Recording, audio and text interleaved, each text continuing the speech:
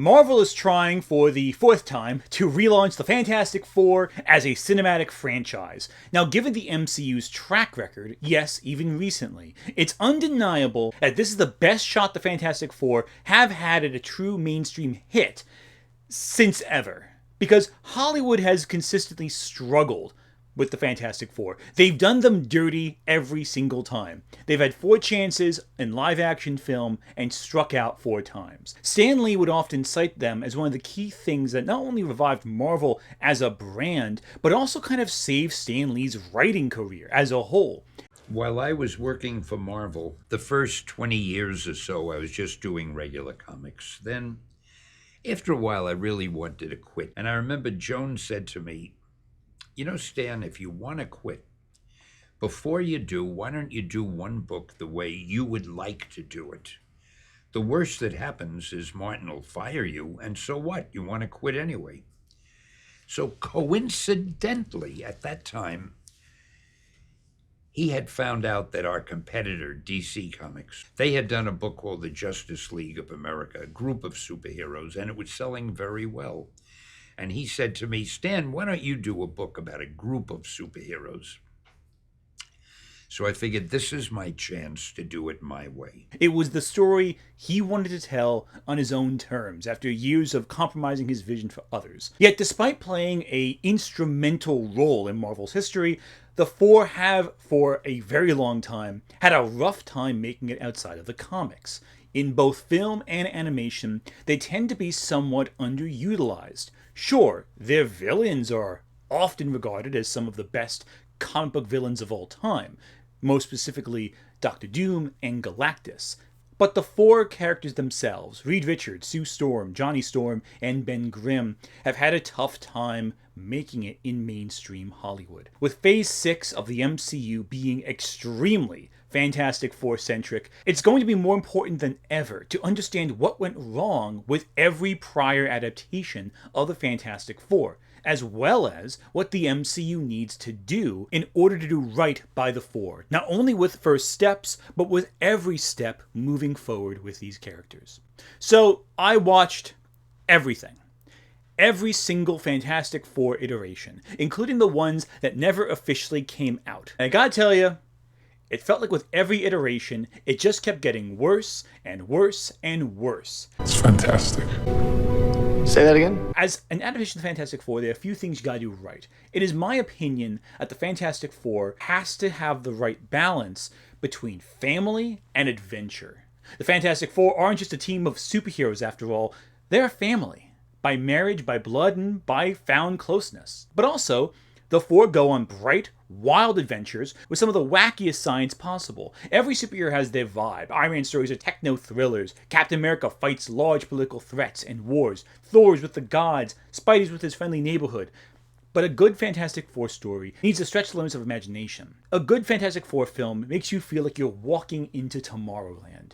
It's not saying it can't get dark or dire, but the dark and dire element needs to be something grand, something big. The Fantastic Four are never small. Now, if you fail to strike that balance, the team does not work in adaptation.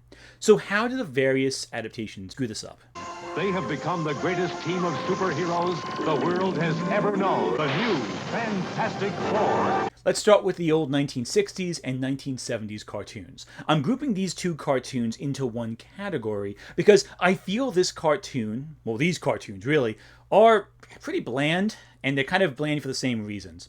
The first series ran from 67 to 68 and was a Hanna-Barbera production, while the second series ran for a few months in 1978, and both were kind of forgettable. It's bland in the same way that a lot of those Hanna-Barbera adventure shows were. People remember Scooby-Doo, but there were a lot of Scooby-Doo knockoffs that kind of felt forgettable. They were limited by budget, limited by limited animation, etc. The biggest contribution to these 2 shows, of course, is the introduction of Herbie the Robot, who replaced the Human Torch in the 70s show. Why they wanted to replace one of the most popular comic book characters of all time with a robot is anybody's guess. The problem is this show is pure adventure. with little family and little character dynamics there, and the characters that are there feel flat and unremarkable. It has the same dynamic that the Scooby Gang does, where they laugh and have some minor hijinks along the way, but the focus is on each individual episode's plot. And when it does get wild at times, it's not particularly compelling. Most of the cartoon adaptations of the Fantastic Four, I find, struggle with depicting the Four as people with complex, nuanced relationships. They tend to be boiled down to a single key notes and play those up over and over again. These older cartoons really never move past the stock archetypes of each character. Again, I say most. We'll get to the one exception much later on. Overall, these two cartoons are just kind of dull experiences. You'd be better served watching the Super Friends or the Spider-Man cartoon from the 60s. But unlike those shows, I don't know if there's a lot of potential for entertainment looking back at them, because a lot of the fun of watching those old shows was finding moments you can clip and meme and do stuff with. This show is just a little too unremarkable for even that, I feel. Look at you. The Fantastic Four. The 1994 Fantastic Four film is the best Fantastic Four film prior to the MCU to be created. It also never came out. Bernd Eichinger, who owned the film rights to Fantastic Four, made this movie just to hold on to the rights a little bit longer. There's a lot of debate on how this film was made. Stan Lee claimed that the movie was made with the intention of it never coming out, while Roger Corman, who also produced the film with Eichinger, claimed that Eichinger bought the film rights to the film once it was finished, which irritated him because he'd already started marketing the film on the VHS tape of Carnosaur. The Fantastic Four. So there's a little conflict on what actually happened behind the scenes. There are documentaries that go into it. You can watch those for more detail. But as a film, how does it stand? Because the film has leaked, albeit with unfinished special effects and no ADR, which means Doctor Doom is incredibly difficult to understand because all of his lines are delivered behind a muffling metal mask. So you have to just accept this going in. It's unfinished, the effects aren't done, there's a lot of work that needs to get finished on it. So any flaws in production, like lighting or effects work or even sound, are due to it being unfinished. So I cannot hold it against the film because it was never completed. But yeah, this is the Fantastic Four film with the most heart, and despite it being extremely limited in budget, it's the most adventurous of all the live-action Fantastic Four films. This does not bode well for our future in this video. The set design is cheap but grandiose. All of the acting feels overly earnest. Ben, this is crazy. What do they know about astrophysics? Come on, they may not have Harvard diplomas, but they know more about this project than anyone else on Earth. It almost feels deliberately cheesy in a way that I can't help but admire. It's like, I've seen a lot of Roger Corman films over the years, so this is coming from someone used to that cheap aesthetic. But this is one of the better films late-stage Corman produced that he was involved in. You can tell everyone involved was excited about making a good film. The Thing comes alive, Reed comes alive, everyone comes alive in a way that feels schmaltzy, and even though there are imperfections, it kind of adds to the experience. Doom, it's clobbering time. If this were a finished film, I could probably see this being a little bit of a cult hit for some people, capturing both the made-for-TV, sickeningly sweetness of the 80s stuff, but it also gets right that family and adventure vibe that I mentioned earlier. It's a good balance of both these characters interacting as a family and them going on this big adventure. But it's of course not without fault. And trust me, the faults here are pretty significant. For one, Sue is given nothing to work with. This will be a recurring thing throughout all these adaptations, by the way. Also, the age gap between her and Reed is concerning. Reed meets her when she's a child, when he's a college graduate, and then a decade later they work together on a mission and then fall in love. And she can't be any older than 20 at this time, so it's weird how they end up in a relationship when they met as kids and there's a big age gap, but they probably didn't meet between that point. It's all uncomfortable, and I'm not getting into it. The scenes where the characters actually use their powers, those scenes are very limited. The Thing suit looks good enough for the time and budget, but Johnny doesn't become the Human Torch until the grand finale. And unfortunately, all of those effects for the Human Torch are completely unfinished. So yeah, it's hard to judge how good Johnny would be with finished effects. Also, Doctor Doom is purely the costume, gesturing, and all that, but you really can't hear what he says because, again, his audio is so badly muffled, none of his dialogue is audible. You have to really strain the ears and make some educated guesswork or use subtitles to figure out what he's saying. And yet, to date, this is the best live-action Doctor Doom we have gotten. This is the peak. Because he's not only college roommates with Reed, who blames Reed for his accident, but he also rules over the kingdom of Latveria as a benevolent dictator. He is grandiose, over the top, and uses magic and technology to fight. This is basic Doom stuff that every adaptation fails to do correctly. But Doom isn't the only villain, and that's where problems start to arise. There's the Jeweler, who's supposed to be like Mole Man crossed with Danny DeVito's Penguin, but he's just kind of here because the Jeweler has to get this diamond, and Doom wants that diamond. It's a whole thing for this big laser cannon. I also like how they fit Alicia into the Jeweler plot to make it more justifiable. I think the Thing is arguably the easiest character to adapt to film because essentially the Thing and Alicia's relationship, it's a Beauty and the Beast plot. His romance with Alicia, who's this blind woman who loves him despite how he looks, it's in almost every adaptation of the Fantastic Four. I say almost because we'll get to the one exception towards the very end. And it usually goes fairly well. It's the easiest to adapt because, again, it's a Beauty and the Beast plot. You know, it's straightforward. But they kind of fit it into with the Jeweler, and it basically, whenever the Jeweler shows up, the whole film grinds to a halt. From a script writing perspective, I would probably cut out half the Jeweler's scenes and put more of the Fantastic Four bonding in there. It's cheesy, it's a fun time, it's not a great movie, but it's the kind of thing you would watch if you caught it at 11 p.m. on TNT. Best compliment I can give it.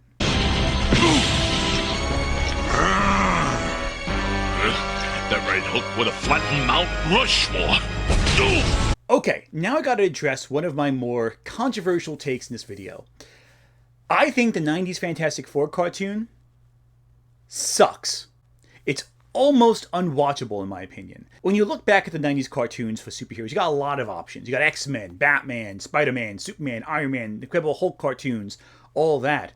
And all of them, I think, are more entertaining than the Fantastic Four cartoon. It's just boring and bland and lifeless.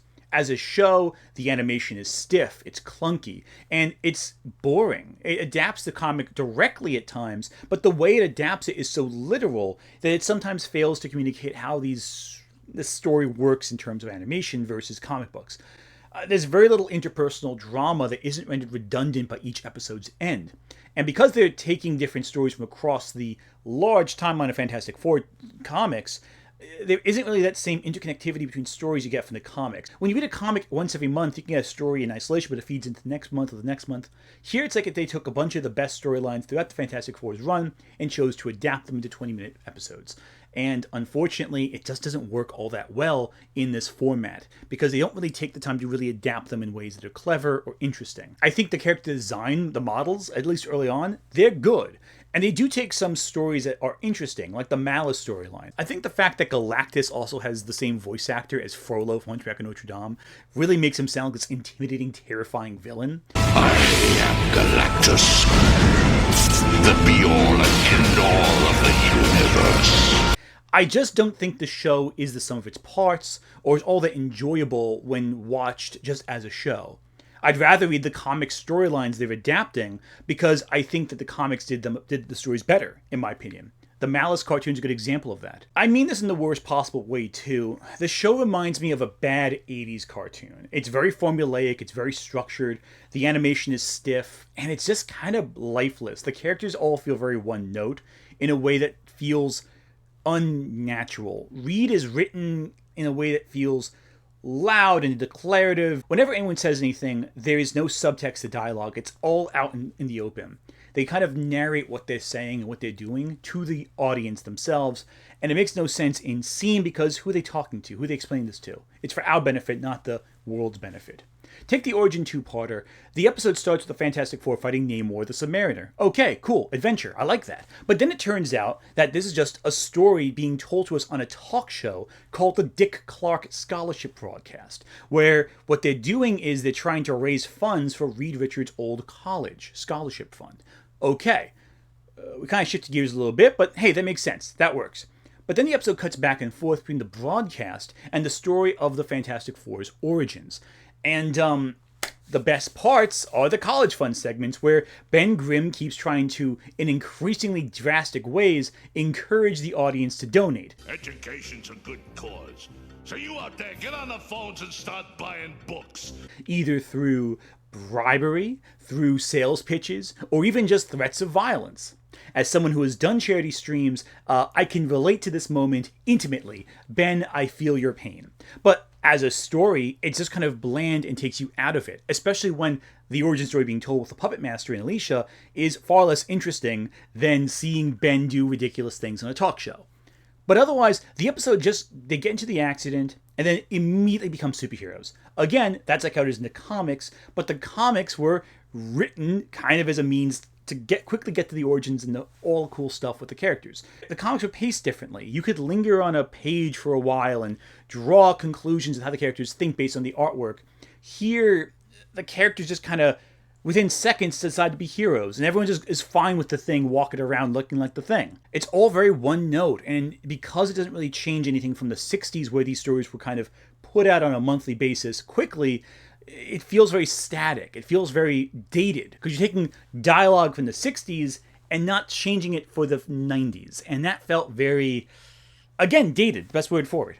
Some of the episodes are decent enough, I think. I think the episode where the four team up with Thor and also Galactus to fight Eagle the Living Planet is a pretty solid episode, in part because it allows the louder, unsubtle elements of the show to take center stage. But the writing is not suited for character drama, which is why half of what makes the Fantastic Four so endearing is missing. It feels very much like we're relying on the epicness of a visual and of a narrative rather than going into character-driven stories, which is some stories like the Malice storyline is all about character-driven dialogue and perspective. And it just falls flat here because it's done so unsubtly by the animators and storytellers. It ultimately feels much like a copy of the comics.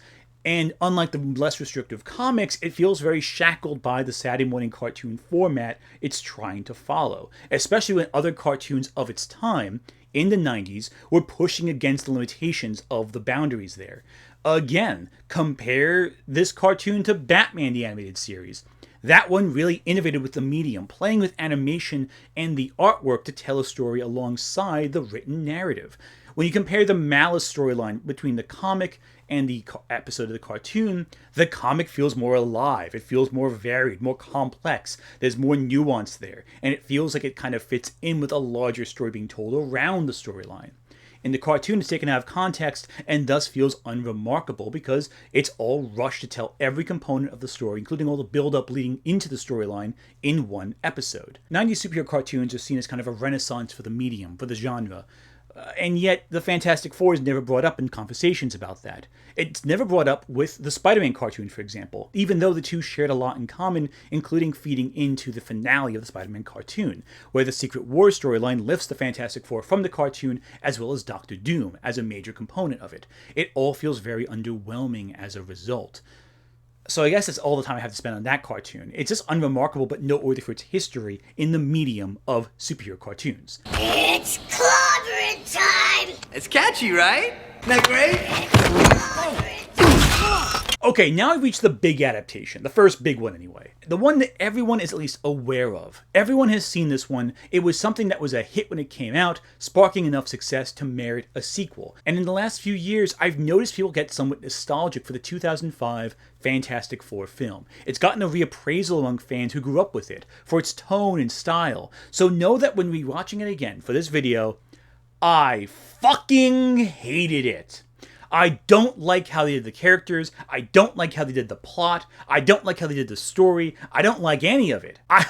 It's really bad, guys. I think this has to be one of the least entertaining pre-MCU, post-Batman and Robin superhero films made, period.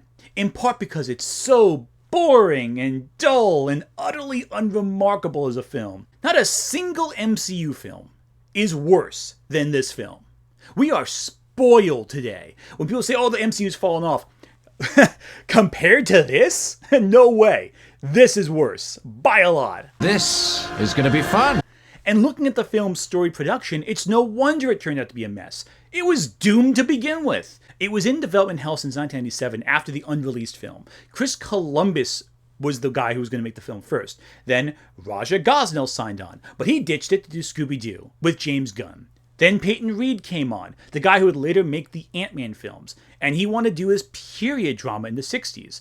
And that idea would become the basis of the current MCU Fantastic Four film, which takes place in alternate reality. It's based in the 60s, but I digress. Peyton Reed's idea was ultimately rejected, resulting in, well, Tim Story to sign on. He inherited a project that was already had 3 other rewrites and all this different creative mumbo jumbo he had to deal with. So he was given a very thankless position. But it didn't help that Tim Story rewrote the entire script at the last second. April 2004, he gets the job. A few months later, The Incredibles comes out, and Tim Story realizes his script for the Fantastic Four was so similar to The Incredibles, he just scrapped what he had and rewrote everything hastily. And the film came out under a year later after that. So we're talking about a movie that was rushed into production, hastily rewritten. What we got was what we got. Look, the fact this film even exists is kind of a miracle, but I think it, did a bad job with the hand it was given, even if the hand it was given was not good. Now, right off the bat, I want to give a compliment here. I do like Ben Grimm. I think that of all the characters here, he is the one that evolves beyond just being a one-dimensional copy of his most essential traits. Because the other 3 members of the Fantastic Four are just that. Michael Chiklis carries this film on his shoulders, and considering who he's starring with, it's actually remarkable how unremarkable everyone else is. Reed Richards, we're told, is a genius. But we only see the results of his genius, not the process, at least in this first film. And as a result, anytime anyone mentions how he can only see the world in terms of science or that he stretches himself too thin, it feels inauthentic. Passion for science. We don't see him stretching himself too thin. We just see him going to a couple boardroom meetings, doing some sciencey things, and that's kind of it. He's a little absent-minded, a little bumbling, but that's about it. We're told through dialogue that he works hard, but we don't really see that. We only see him hyperfixate on one sole task at a time. That's not really stretching yourself too thin. That's doing one job and getting it done, then moving on to the next. Now, what about Johnny Storm? He's played by Chris Evans, pretty well-known actor, famous for playing Captain America. He is a hothead who does things for attention. He's a womanizer. He's flirty. And that's it. He also bullies Ben Grimm. And that's it. Chris Evans would go on to be much better as Captain America. But here, in the first film especially, his role is bland. And it's clear now he's a great actor. But he's given nothing to work with in this film. It's also one note. And then there's Jessica Alba, who was given jokes about her being nude in almost every scene, and is basically talked to by a male character in every scene she's in. Look at me. I can't. What do you mean you can't? Look at me!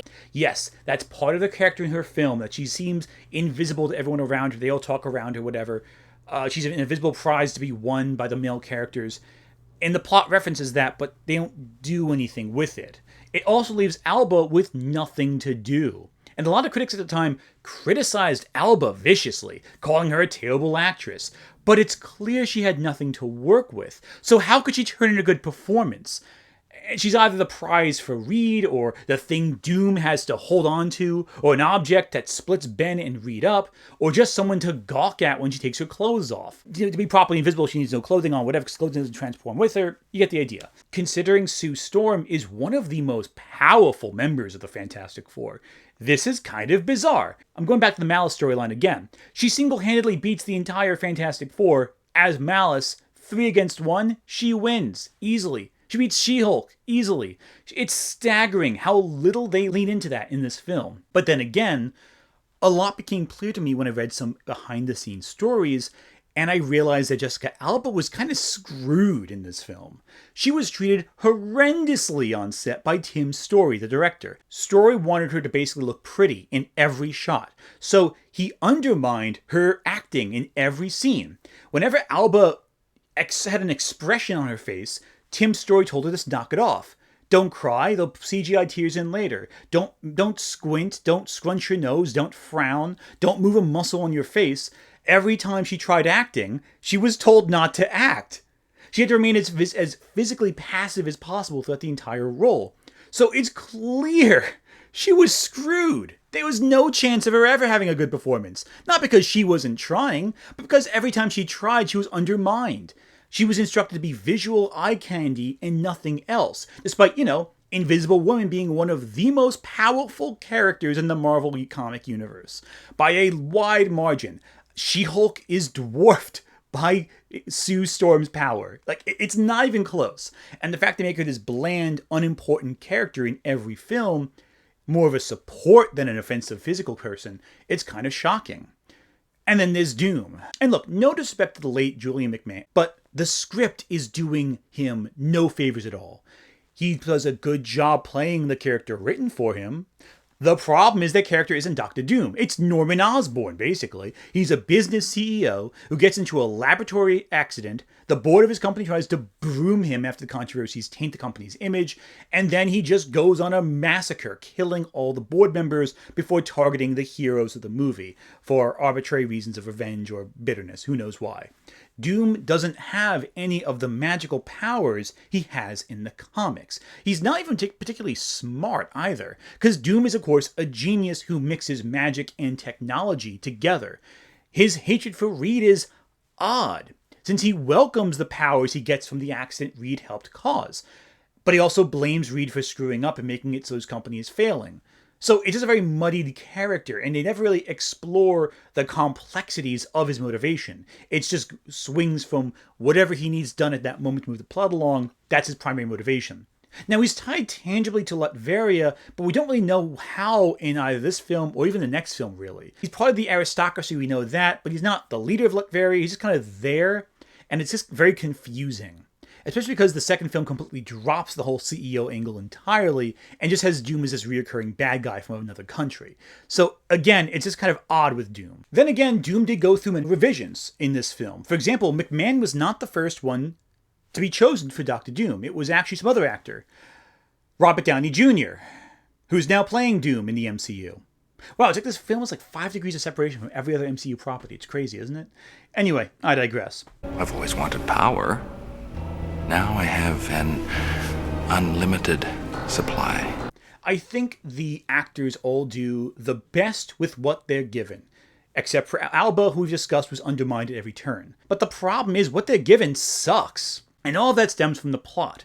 And the plot is abysmal, not only from a writing perspective, but from a structure perspective. The story can be divided into 4 sections. The accident, discovering their powers, searching for a cure, and a fight with Doom. And each section takes about 20 minutes.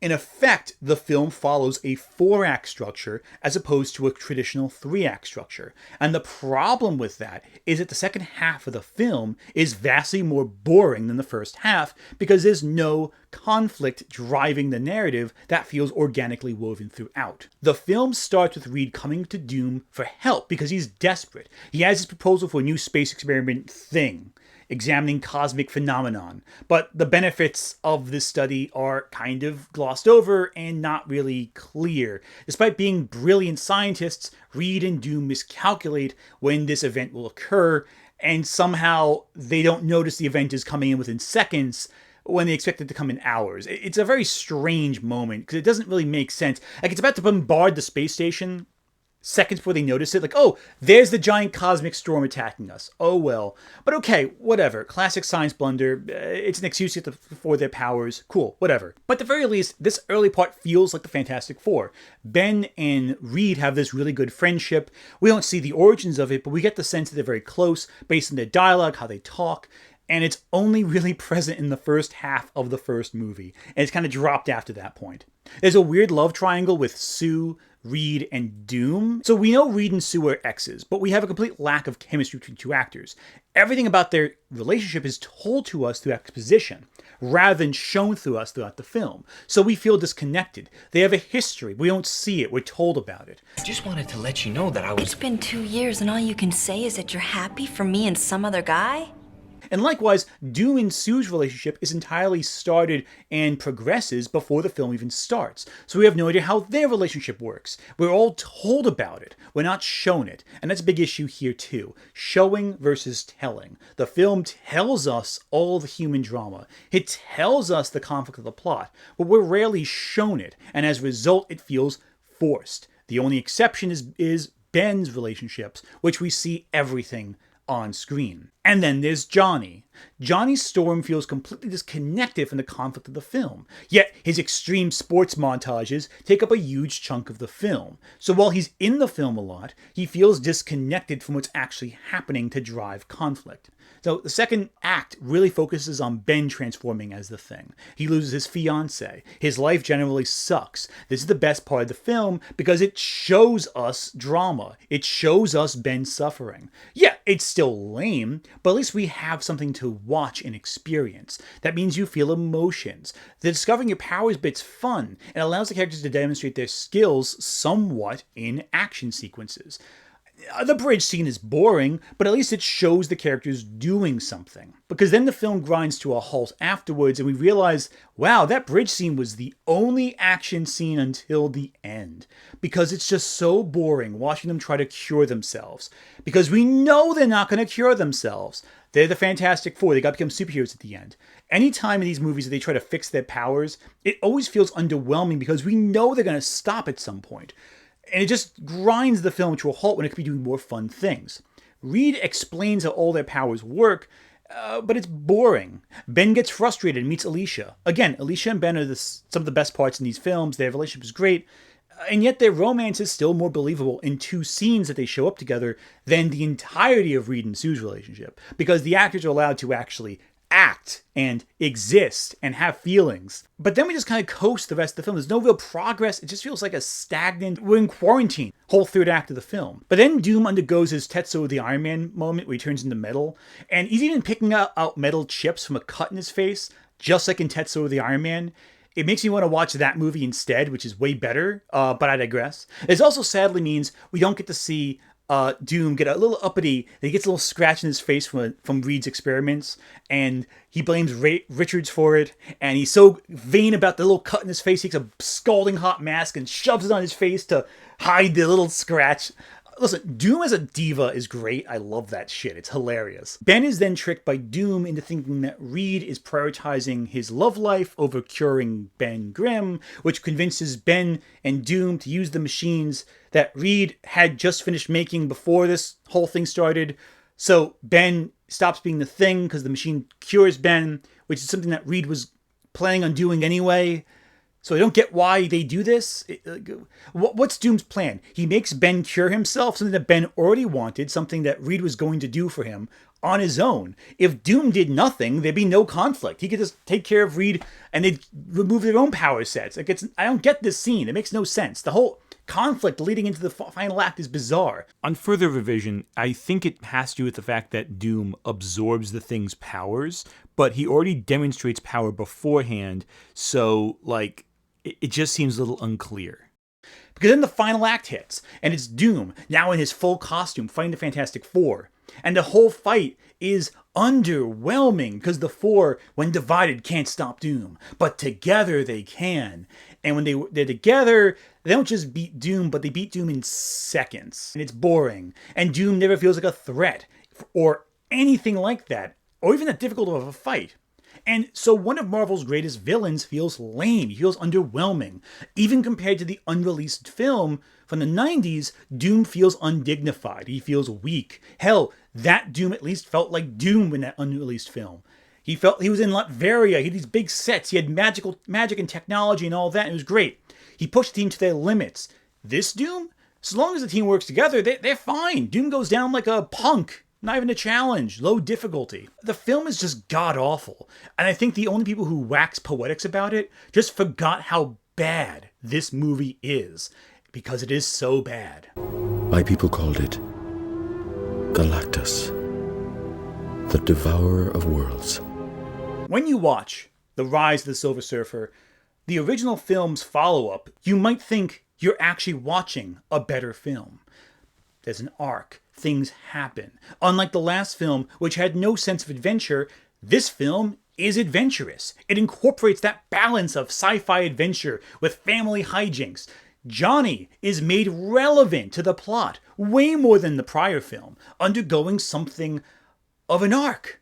There's storytelling here. Tim Story had more time to cook, and it shows, with a far less sloppy script. It's not a 4-act structure. We're back to the traditional 3-act structure that's well-paced, well-focused, and gets you moving quickly. At no point is the film boring. However, it's also not the sum of its parts. It is a weak entry, and it's not a good film, and arguably, because it's so well structured, it actually is worse when you look at how it turns out, because it leads to nothing. To give you an idea, the first Fantastic Four film opens up with a business meeting over the experiment that would lead to the Four's creation. But the second one opens up with Galactus devouring a world, and the Silver Surfer arriving on Earth, causing bizarre anomalies like freezing the Japanese seas, or causing citywide power failures, even for tech that isn't plugged into anything. And you might be forgiven into thinking, maybe this film might be good. It might be worth something. There might be something going on here. And then the Fantastic Four show up.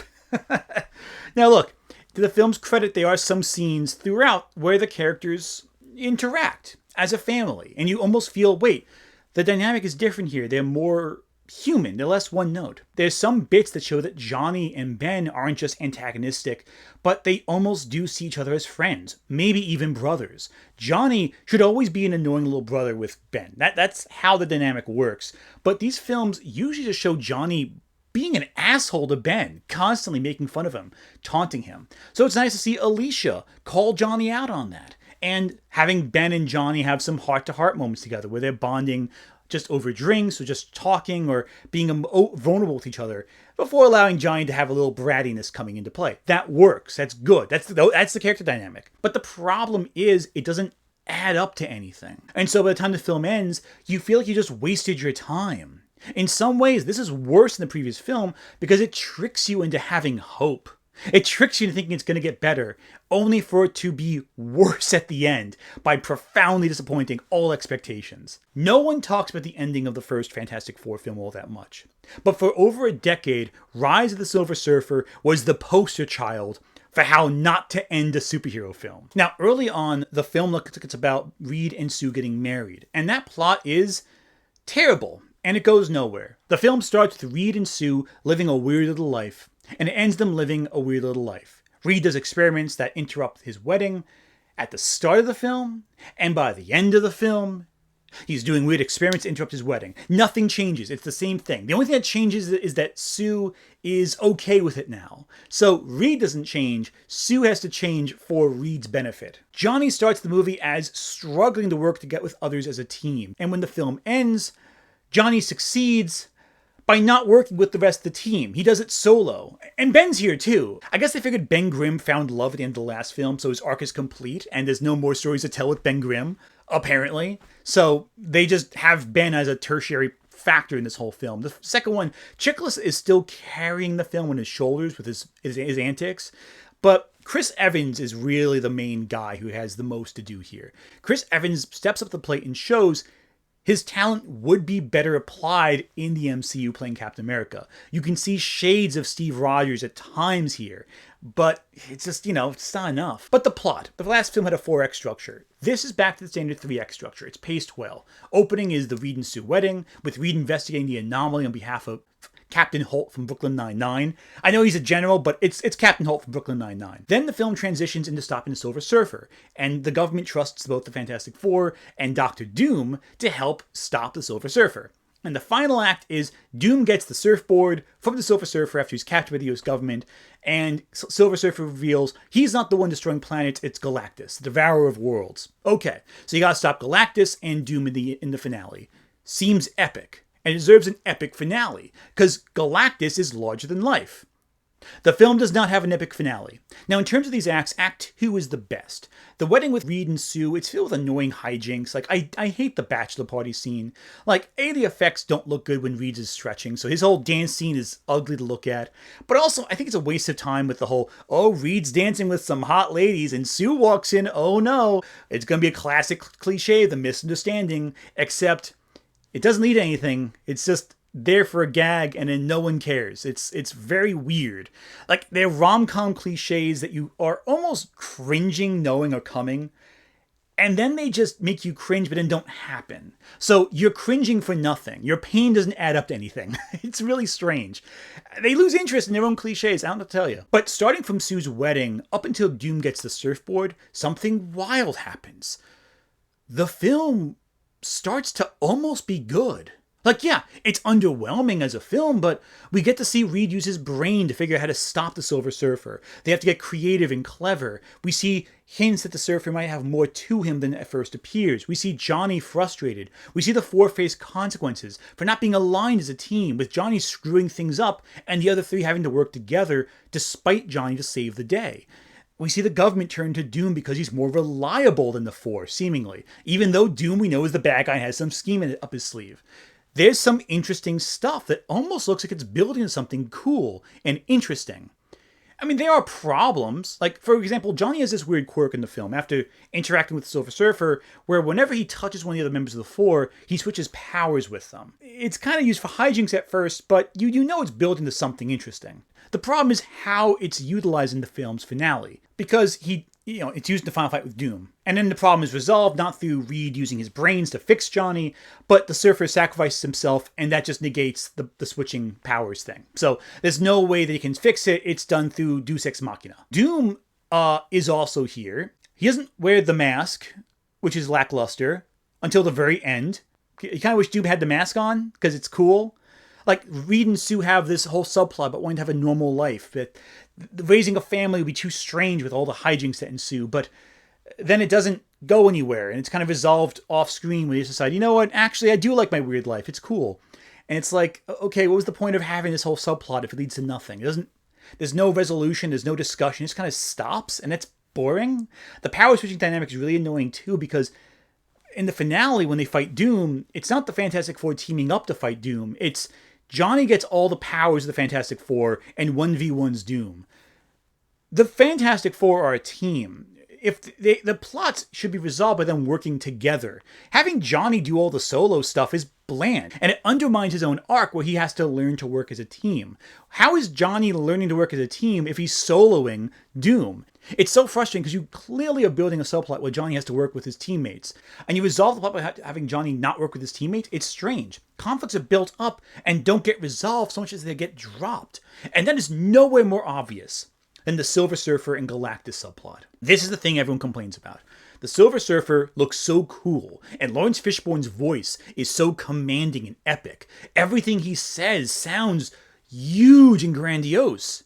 But his arc is him going from, no, I cannot betray Galactus. I must herald his coming and destroy the world too. Oh, Sue Storm told me I have a choice, so I guess I'll just choose to betray Galactus now. It's very abrupt, and it's odd, and what makes it all the worse is that the surface level moralizing and bland dialogue is what motivates this change.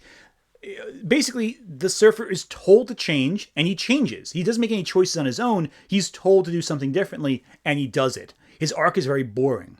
So Doom kills Susan Storm, and she's the only character to experience any egregious violence against her. Like, she'll get punched a lot, but she's the only one who gets stabbed. Oh, and I guess Captain Holt has a brutal death too, but Silver Surfer revives Sue, and then he goes off to fight Galactus.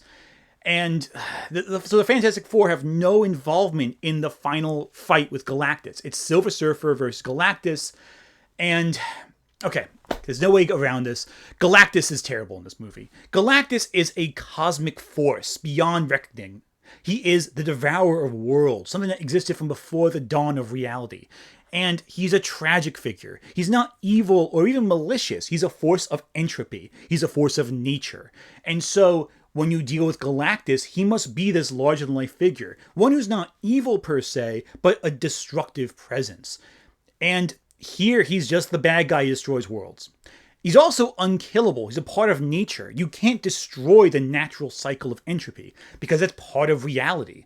But here, the Silver Surfer flies up and just blows up Galactus in 5 seconds. I go, is that easy? I guess, why didn't you up sooner then?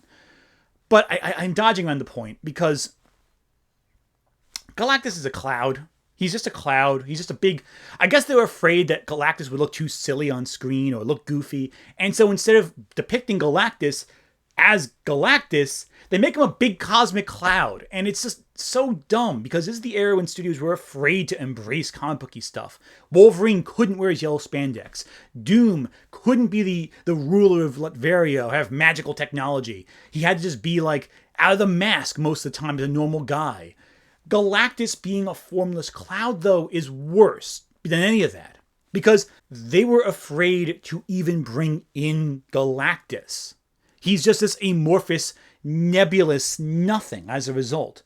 And because most of the four are completely irrelevant to the final act of the film, all the buildup with everyone else feels pointless. They feel useless because Sue, Reed, and the Thing do not contribute to the resolution of their plot or the film other than giving up their powers to Johnny. It's so bland. And okay, so the film, then there's this one scene I gotta talk about. There's a scene where Reed, it's in the middle of the second act, right before they fight Silver Surfer, and basically Captain Holt from Brooklyn Nine-Nine, he's getting bratty he's getting aggressive with Reed, and Reed basically goes into this big speech about how he's a geek, sure, but he got the hottest girl and has awesome powers and is so smart. And the U.S. government comes to him for advice, and he's so cool and great. I'm one of the greatest minds of the 21st century.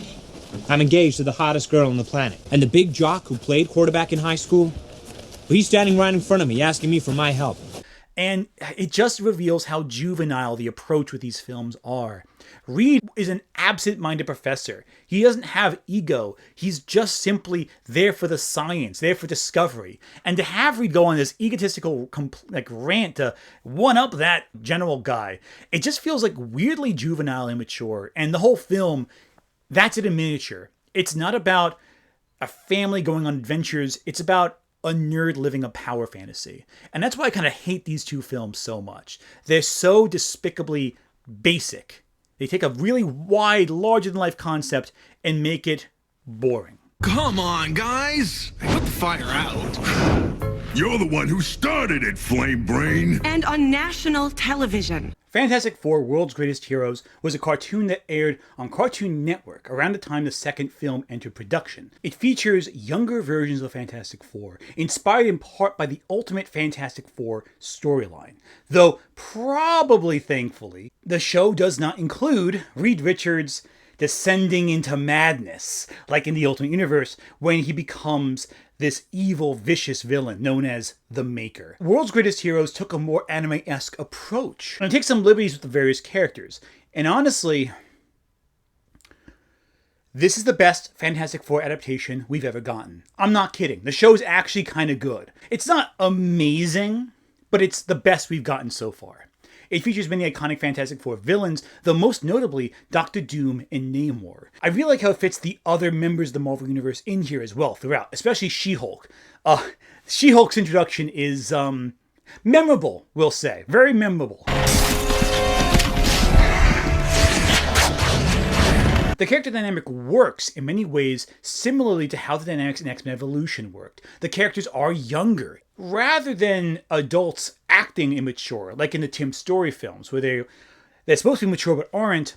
In this cartoon, the characters are younger, so if they act immature, it makes more sense. It feels more natural to the characters as written. But it still prioritizes high adventure, with them going to Atlantis, defending New York from invasions and villains, exploring the negative zone, facing off against the Kree and the Skrulls, and it's interesting, it's fun. The only surprising omission, I think, is Galactus. He doesn't really show up in this cartoon at all, and that's kind of weird. I think the cartoon was given a poor run due to its bizarre release schedule on Cartoon Network, where over the course of 4 years, episodes were sporadically released, even though the show was already finished and on DVD long before then. It's a very strange release schedule that I think undercut its potential success. Plus, the MCU came out around that time, which completely shifted the superheroes audiences wanted to see. Marvel also wanted to unite all their cartoons under one banner, one universe.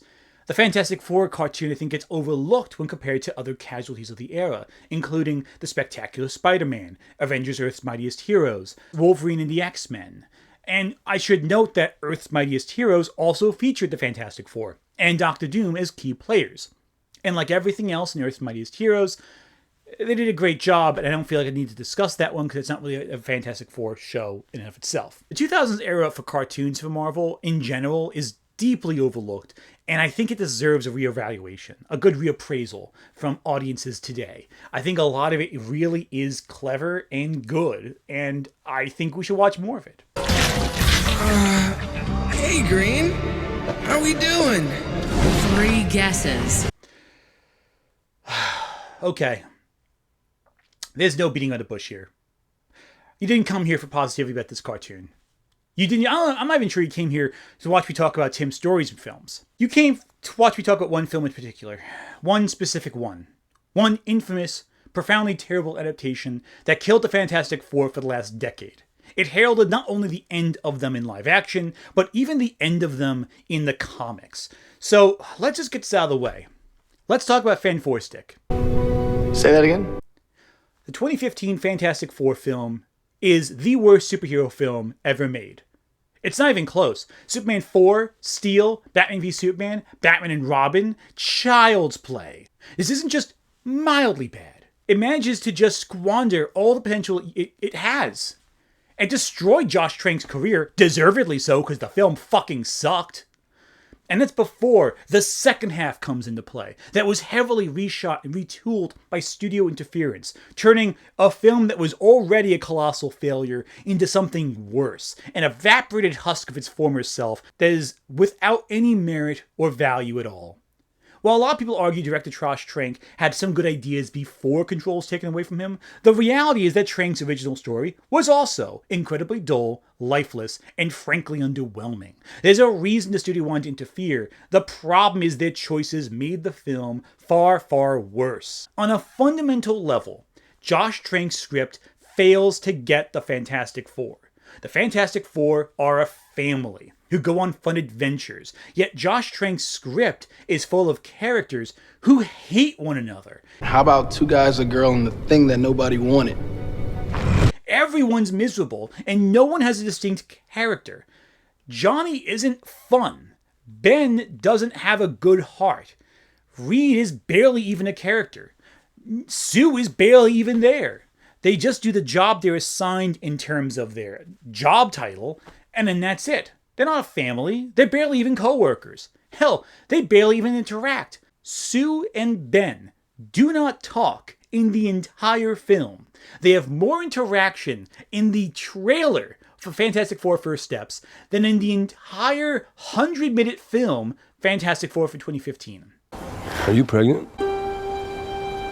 Yeah, pregnant. Yes. That's bad enough, but there's also no adventure. The first 50 minutes of this film are just them building a teleportation machine, with Reed and Doom building the transporter, Sue being there as administration, I guess, Johnny is constructing, and Ben, he's there.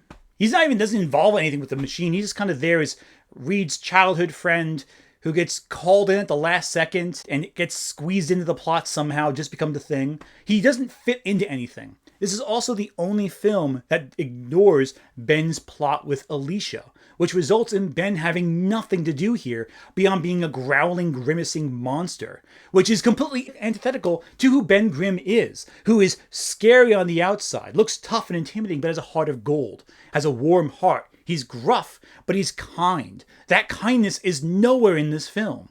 And I mentioned before, Sue and Ben don't interact at all. Even when they're in action scenes together, they don't talk or communicate. They're kept on opposite sides of the camera from each other, almost. It's bizarre. How can this be a found family film if there's no family? How can it be a Fantastic Four film if the four barely talk? Johnny makes this one really rude statement towards Ben at the end, and it feels so much more shocking because I realized Johnny and Ben also barely interacted. How about 2 guys, a girl, and the thing that nobody wanted? The only character to interact with all the four is Reed, and even then he's bland and boring. None of the dialogue in this film feels human. Everyone talks like a robot. Everyone says exactly what they need to say to push the film forward a few minutes longer. And it's so bland. But making it worse is how mean-spirited so much of this film is. Take Reed as a kid. Homer Simpson, his teacher, keeps bad-mouthing him. Whenever he does anything, the teacher makes fun of him. Well, Even if you could build the thing, which you can, I've already built it. Well, I'm building it in my garage. Is it next to your flying car? Whenever something goes wrong in the house, Reed's father goes and starts yelling at Reed. It's so mean and cruel. And then there's Ben's whole storyline. Hey, clobbering time. It's clobbering time, his famous statement that he always makes in all these movies and the comics and all that. It's clobbering time. It's clobbering time! Hey, clobbering time. It comes from his brother beating the shit out of him sporadically when they're kids. So this charming, uplifting, fun little catchphrase, it comes from being abused. So when Ben says it, later on in the film when fighting Doom, Alright, it's clobbering time! it just feels mean and bizarre. Like, that's not a fun callback. That's like your trauma response, dude. That's not fun. That's just unpleasant. And the film is generally just unpleasant, but not for any meaningful way. The Ultimate Comics, for example, Reed Richards also comes from a broken home there. It's also shown that Reed was never given support and love as a kid. And it's a darker narrative. But that Reed Richards has an insecurity complex, one that manifests later on into his transformation into the Maker. This Reed doesn't have that. He's just a generic, bland character. There's no insecurity, there's no chip on his shoulder to prove himself. He has nothing interesting about him. He's just bland. He's boring. He's white bread. The most we get out of him is that he likes Captain Nemo in a scene that feels so forced because it's meant just to have, oh, he likes Captain Nemo, he signs off his emails as Captain Nemo, that's how they figure out where he is at the end of the film. It's really strange. It's a bizarre little plot line. And by the way, when I say the characters don't talk like people, I mean the four. Because at least they're given anything.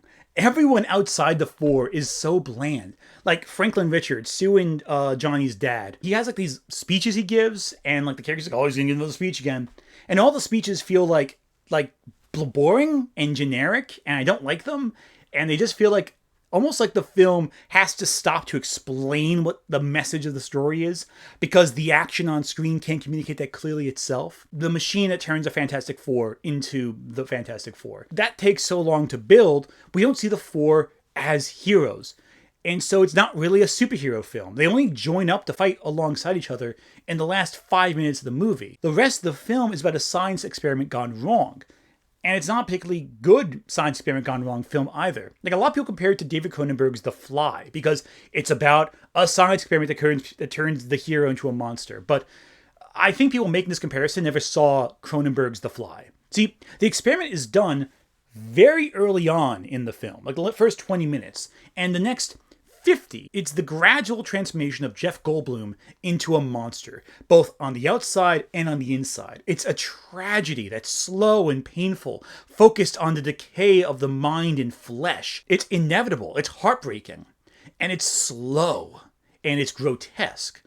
But this film doesn't have that. It's 50 minutes of build-up to the experiment, and the fallout is quick and sudden. We don't get a slow, drawn-out moment of pain. We get one scene that's actually almost decent, where the Fantastic Four discover they have powers in a brutal, cold way. They are strapped down to tables by the government. They're stretched beyond measure, unable to control turning their flames on or going invisible. And Ben is in constant agony as his body fuses with stones. There's some horror elements there. The problem is they're done badly. The problem is they're done boringly.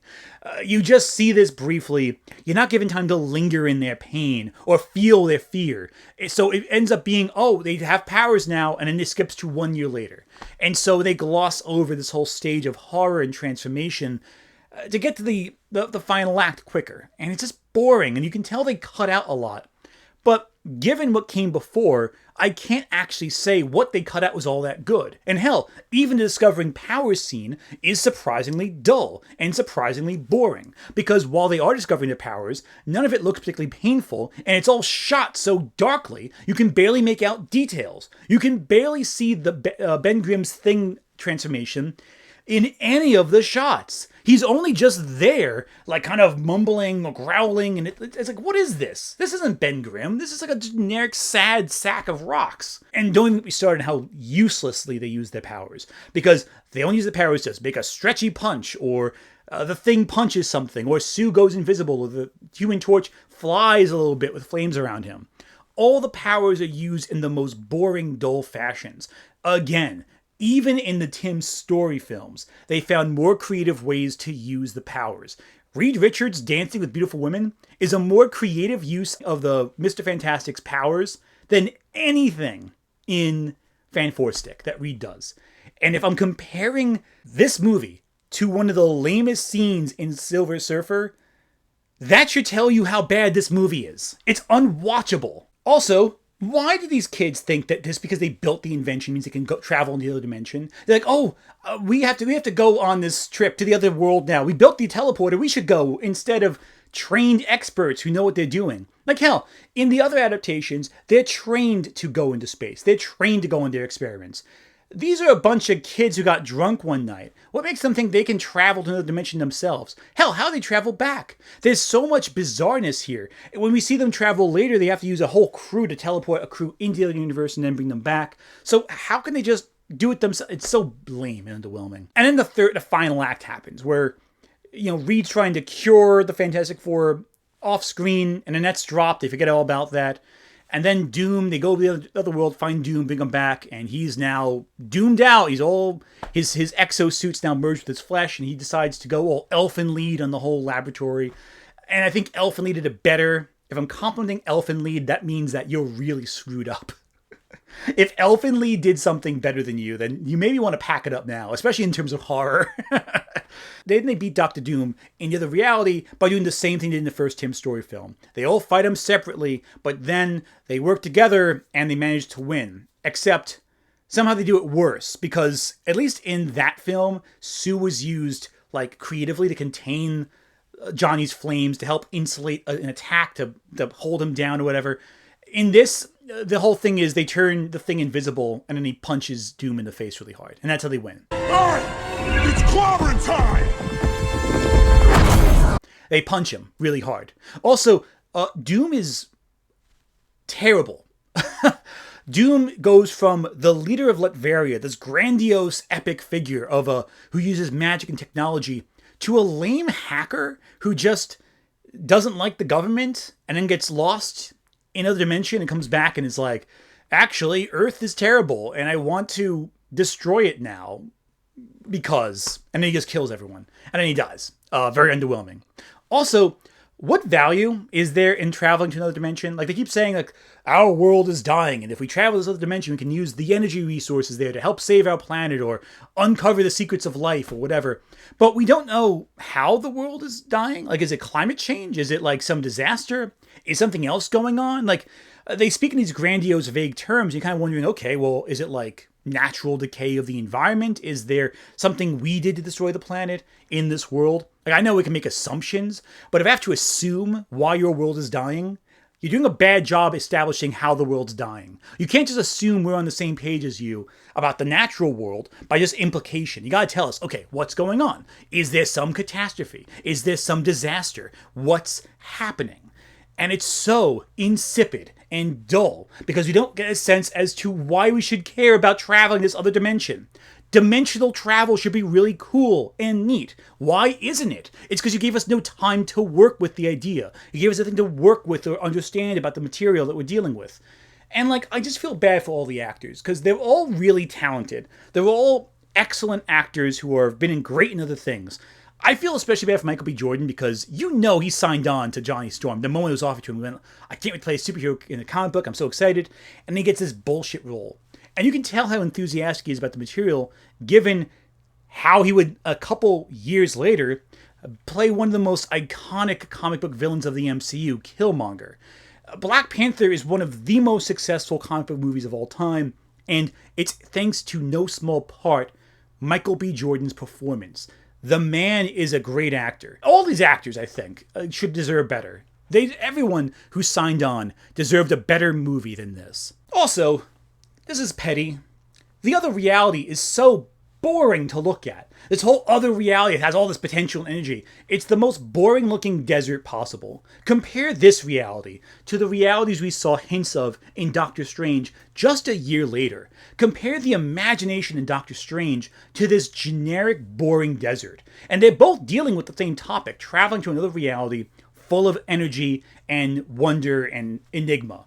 And it's so boring how they do it here. The whole movie is boring. Hell, the final fight is so poorly lit, you can't see anything. And hell, the reshoots are so obvious. They're all so poorly lit, you can't see the edges of the soundstage they're on, because they want to make sure they can mask the fact they have no sets, no props, just the barest minimum amount of stuff there. Sometimes Sue's hair goes from dyed blonde hair, which looks natural, to this artificial looking fake ass wig. And it's so jarring, because it cuts back and forth. One scene it's the hair, next scene it's the wig. There'll be an insert shot of her with her hair, and then the next shot after that is her with this terrible looking wig. And it's so cheap looking. It's so artificial. Everything about this movie takes you out of the filmmaking process. And I can't imagine all of that is the studio's fault. People act like it's the studio that ruined this film, that Josh Trank had this great version of the film that was undiscovered, and if he just had his vision realized, it would have been great. But I have no faith in that. Josh Trank demonstrates he doesn't get the Fantastic Four in the scenes that we know for a fact he filmed, because it's mostly the last act that was reworked. And the first half of the film is still some of the worst shit I've ever seen in a cape film. It is god-awful. Nothing, not a single film made in this genre comes close to the catastrophic failure that is Fan4stick. It is the worst, and the only merit it's ever mustered is the dumbass stupid meme of the end scene. It's fantastic. Say that again? This film is cancer. It poisons the well. No one wants to see a Fantastic Four film after this, because the film is so god-awful. It is worse than Batman and Robin to Batman. It is worse than Superman 4 to Superman. No film that you commonly see on the bottom of the worst superhero lists of all time lists comes close to Fan4stick. It is truly in a class of its own. So what does Marvel have to do differently? Well, all it has to do is prioritize the family and the adventure. And by all accounts, it looks like the film is doing that. I am so excited to see this movie because I think, based on what we're seeing so far, it's learned from the mistakes of the past and is highlighting that you must have the four be a family first and foremost and go on these cosmic, gigantic adventures. Starting with Galactus might be controversial, but at least Galactus is in the movie and not a cloud. At least the conflict is centered to the narrative. At least the four don't spend half of your movie building up to becoming the four. They're established early on, they're heroes, they're a family, and they have to live with family problems superimposed over this large sci-fi wacky plot. And if they keep that focused, it's going to be, one might say, fantastic. You gotta say, it's fantastic.